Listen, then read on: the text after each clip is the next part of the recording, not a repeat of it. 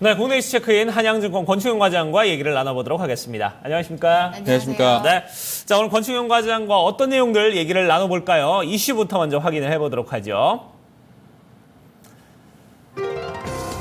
자, 오늘의 이슈는 바이오의 부활에 대해서 얘기를 좀 나눠보도록 하겠습니다.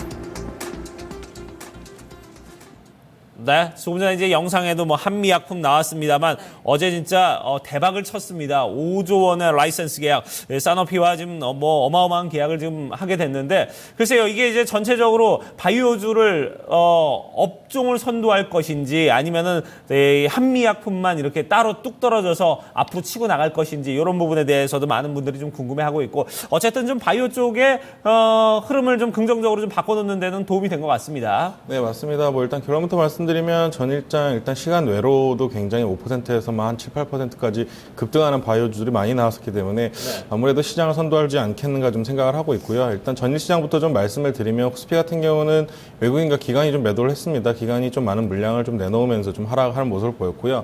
반면에 코스닥 같은 경우는 외국인 기관 매수세가 뭐 그렇게 세진 않았습니다만 양매수가 유입되면서 좀 상승을 했습니다. 그러면서 바이오 쪽 섹터가 굉장히 좀 강한 모습을 좀 보여줬는데 금리 인상 이슈로 굉장히 좀 지진했던 좀 성장주가 다시 한번 상승을 하는 모습이 아니겠는가 좀 생각이 되고 있고요.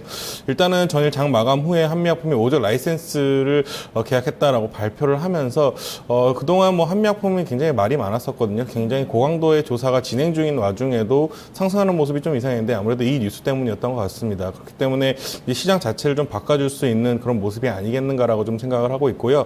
그동안 시장 자체의 주도주가 굉장히 좀 없었습니다. 그동안 뭐 저퍼주가 될 것이냐 아니면 뭐 건설주가 될 것이냐 말이 굉장히 많았었는데 바이오가 무슨 소리냐 나다 이러면서 좀 축포를 좀 터뜨린 것 같습니다. 그러면서 성장주 중심으로 다시 시장이 좀 돌아오지 않겠는가 좀 그렇게 생각한 데는 하루였습니다. 네.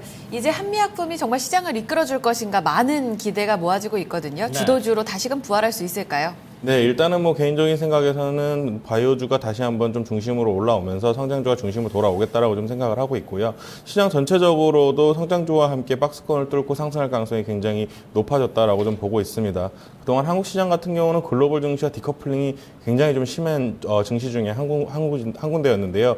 아무래도 좀 주도 섹터가 없다 보니까 좀 조금만 상승하면 좀 매도가 나오는 성장이 아니면 또는 주가의 상승이 굉장히 좀 제한적인 종목들이 많았는데 다시 성장주 섹터가 되면서 제약, 바이오, 화장품 쪽에서 굉장히 강세가 좀 예상이 됩니다. 코스피의 경우 외국인이 선물이 매수세를 굉장히 좀 키워가 나가고 있기 때문에 이로 인한 지수 상승이 좀 기대가 되고요. 코스닥 같은 경우는 성장주를 중심으로 한 견고한 상승이 될 것으로 좀 예상이 되고 있습니다.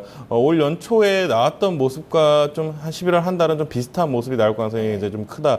한 올 연초에 굉장히 시장이 좋았었는데 그 모습을 11월 달에는 좀 볼 수 있지 않을까라고 좀 생각이 되고 있고요. 11월 달에는 어느 정도의 좀 연말 랠리도 좀 염두에 두셔도 되겠다 이렇게 좀 생각을 하고 있습니다. 그 기술 수출이라는 그 모멘텀 자체가 상당히 또 어떤 자부심을 가질 수 있는 계기가 될 것 같기도 한데 국내의 어떤 기술 수출에 대한 대표적인 종목으로 이제 한미약품이 그 우뚝 서게 됐다면 다른 종목들에게도 충분히 이제 매기가 전달이 될 수 있을 것이라고는 보거든요.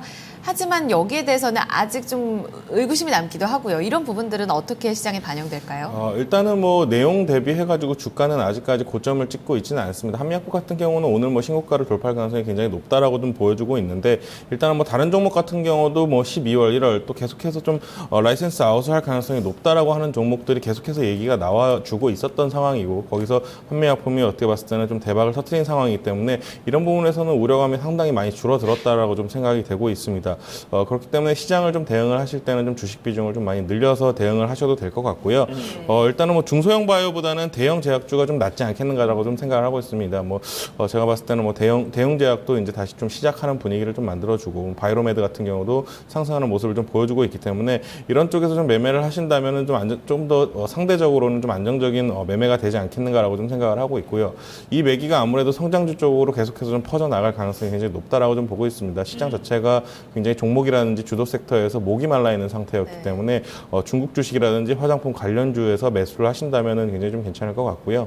한동안 뭐 바닥에서 상승했던 저퍼주나 저PR주는 좀 제가 봤을 때는 성장주보다는 상승률이 좀 크지는 않겠다라고 좀 생각이 되고 있고 다시 그쪽 섹터는 조금 조정에 들어가지 않겠는가라고 생각을 하면서 일단은 뭐 11월 같은 경우는 큰 악재가 계속 없다라고 좀 말씀을 드렸기 때문에 이런 부분에서는 좀 어느 정도 하락할 시에는 좀 공격적으로 매수를 해도 되겠다. 이렇게 생각하는 그런 시장입니다. 지금 일단 뭐 건축영 과장이 얘기를 들어보니까 업종 전체가 다 끌어올라가지는 않을 것 같다. 일단은 뭐 좀 어느 정도 좀 층이 좀 구분이 될 것 같고 그게 이제 좀 대형주나 중대형주 쪽으로 좀 매기가 좀 몰릴 것 같고 아무래도 좀 중소형주는 반대적으로 좀 소외를 받지 않겠냐 이런 부분에 대해서는 분명히 여러분들께서 들여다볼 때 구분을 해야 되는 부분이 있는 것 같아요. 맞습니다. 아울러서 상당히 그 연초였었죠. 이 바이오나 화장품주가 시장을 이끌 당시에 대형주들이 상당히 부진했었거든요. 네. 이 당시에 그 낙폭과대주가 지금까지 많이 올라왔었는데 이런 저PBR주에 대해서는 좀 차익 실현 구간으로 접근을 하셔야 된다라는 의견도 같이 참고해 보시면 더욱더 좋을 것 같습니다.